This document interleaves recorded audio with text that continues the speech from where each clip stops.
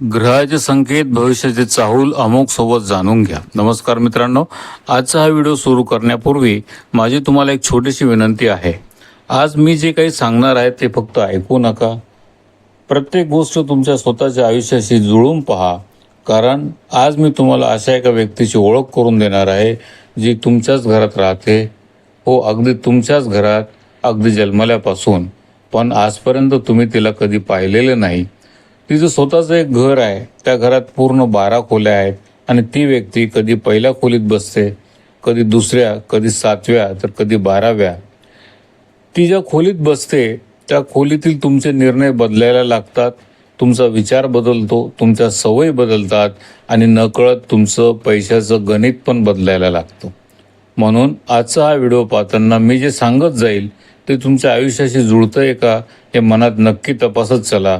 आणि जर वारंवार तुम्हाला अरे हे तर माझ्यासोबतच घडलंय असं वाटलं तर शेवटी मी सांगणार असलेल्या त्या व्यक्तीचं नाव तुमच्यासाठी खूप महत्त्वाचं ठरेल. चला आता या रहस्यमय घराचं पहिलं दार उघडूया. पहिली खोली. समजा तो पहिल्या खोलीत बसला तर सर्वप्रथम तो तुमचे निर्णय बदलायला सुरुवात करतो. घाईघाईत निर्णय, पूर्ण माहिती न घेता निर्णय, 2 दिवसांनी तोच निर्णय बदलले आणि मग माझं नशीब साथ देत नाही असं म्हणत बसणं. खरं तर नशीब नाही, निर्णय बदलण्याची सवय पैसा तुमचा बाहेर घेऊन जाते. दुसरी खोली.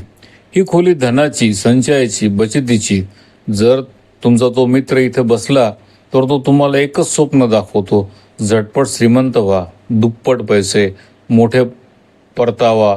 ही संधी पुन्हा मिळणार नाही आणि त्या मोहात माणूस विचार न करता निर्णय घेतो. नंतर पैसा गेला की दोष नशिबाला. आता वळूया तिसऱ्या खोलीकडे. तिसरी खोली. या खोलीत बसला की तो तुम्हाला धाडस देत नाही, तो अति धाडस देतो. चुकीच्या माणसावर विश्वास, वारंवार तीच चूक, प्रत्येक नवीन सल्ला सोन्यासारखा वाटू लागतो आणि जिथं थांबायला हवं तिथेच पुढे जाण्याची घाई होती. चौथी खोली. ही खोली घराची, जमिनीची, स्थैर्याची. जर तो इथे बसला तर अनेकदा भावना बुद्धीवर मात करतात. हा आपलाच माणूस आहे, याच्यावर विश्वास ठेवायला हरकत नाही असं वाटतं. पण आर्थिक व्यवहारामध्ये भावनेपेक्षा विवेक महत्त्वाचा असतो. पाचवी खोली. ही खोली बुद्धीची, गुंतवणुकीची, जोखीम घेण्याची.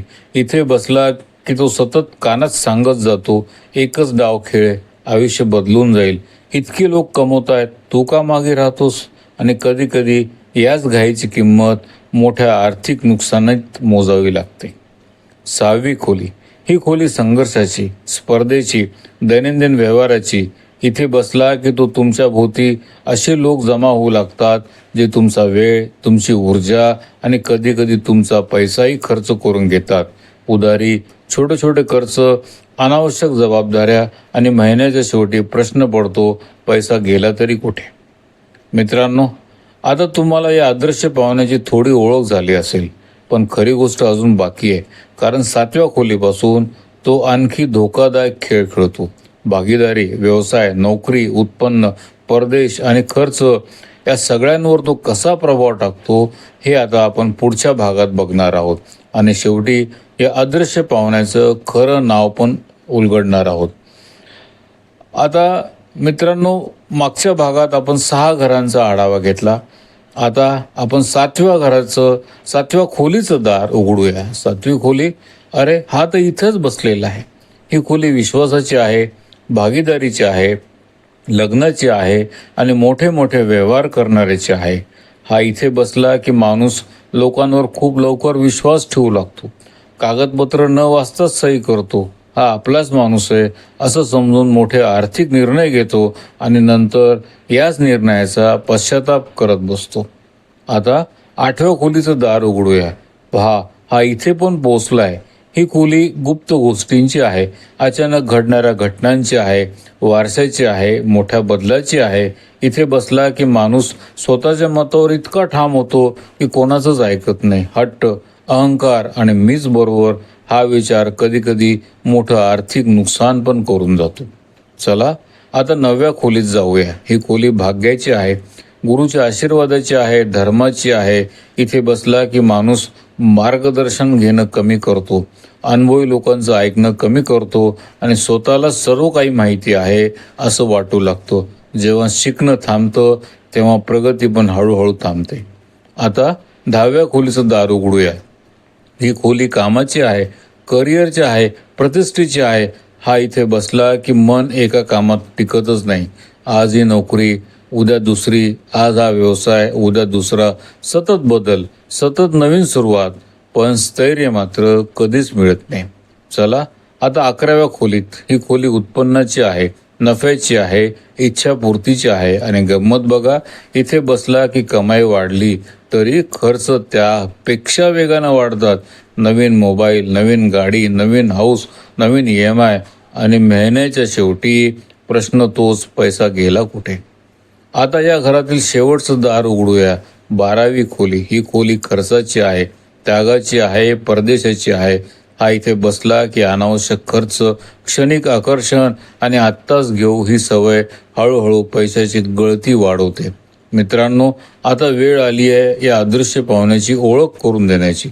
जन्मापासून तुमच्या घरात या 12 खोल्यांपैकी एका खोलीत बसलेला तो पाहुणा म्हणजे राहू. होय, तुमच्या जन्मकुंडलीतील राहू.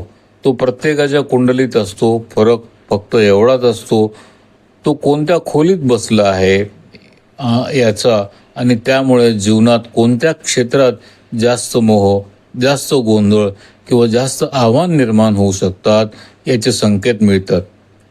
म्हणून आता मी तुम्हाला एक छोटंसं काम देतो. आजच तुमची जन्मकुंडली उघडा आणि त्यामध्ये राहू कोणत्या भावात आहे ते पहा.